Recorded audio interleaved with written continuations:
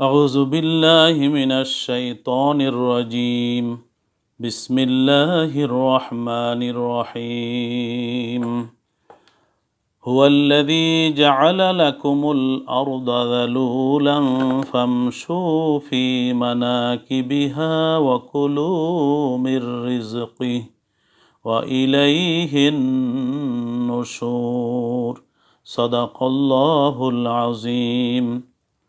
পবিত্র কোরআনুল কারীমের বিখ্যাত সূরা মুলক আর এর 15 নম্বর আয়াত এটি। মহান আল্লাহ রাব্বুল আলামিন এই আয়াতে ঘোষণা করেন, হুয়াল্লাযী জাআলা লাকুমুল আরদা যালুলান ফামশু ফি মানাকিবিহা।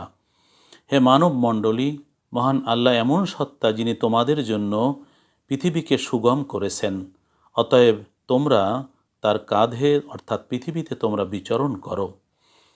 অকুলু মির রিজকি, এবং মহান আল্লাহর দেয়া রিজেক আহার করো। ও ইলাইহিন নুশুর, আর তোমাদের শেষ পর্যন্ত তার কাছেই পুনরুজ্জীবন বা পুনরুজ্জীবিত হতে হবে।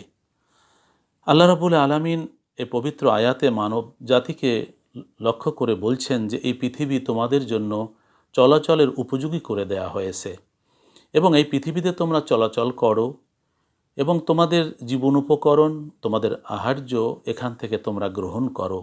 কিন্তু এই দুনিয়ায় তোমরা চিরদিন থাকতে পারবে না। তোমাদেরকে এই দুনিয়া ছেড়ে একসময় কবরে যেতে হবে, তারপর আবার সে কবর থেকে তোমাদেরকে পুনরুত্থান ঘটানো হবে, আল্লাহর সামনে তোমাদের উপস্থিত হতে হবে। সেখানে তোমাদের জীবনের হিসেব নিকেশ আল্লাহর সামনে উপস্থাপিত হবে। অতএব সেই দিনের কথা চিন্তা করে তোমরা এই জমিনে চলাফেরা করো এবং রিজেক গ্রহণ করার ক্ষেত্রে তোমরা হারাম গ্রহণ করো না, বরং হালাল রিজেকের উপরে তোমরা স্থির থাকো। সেজন্য জমিনে যতদিন আমরা হায়াত পাই ততদিন আমরা যেভাবে জীবনযাপন করি, এই জীবনে আমরা যেন পাপ কাজ জড়িত না হই, আমরা হারাম যেন গ্রহণ না করি এবং জমিনে যেন দর্প ভরে আমরা চলাফেরা না করি। আল্লাহ পাক রব্বুল আলামিন সেটি খুব অল্প কথায় মানব জাতিকে স্মরণ করিয়ে দিয়েছেন যে মহান আল্লাহ তোমাদের জন্য এই জমিনকে সৃষ্টি করেছেন, এই জমিনকে তোমাদের জন্য সুগম করে দিয়েছেন, তোমরা সেখানে স্বাচ্ছন্দ্যে চলাফেরা করছো এবং সেখানে তোমরা রিজেক আহরণ করো বা রিজেক সেখান থেকে তোমরা গ্রহণ করছো, কিন্তু এখানে তোমরা চিরস্থায়ী নয়।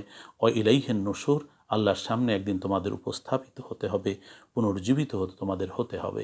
আল্লাহ পাক যেন সেদিন আমাদেরকে জান্নাতি ঘোষণা করেন, আমাদের জীবনের হয়ে যাওয়া সকল ভুল ত্রুটি ক্ষমা করে তিনি যেন তার জান্নাতে আমাদেরকে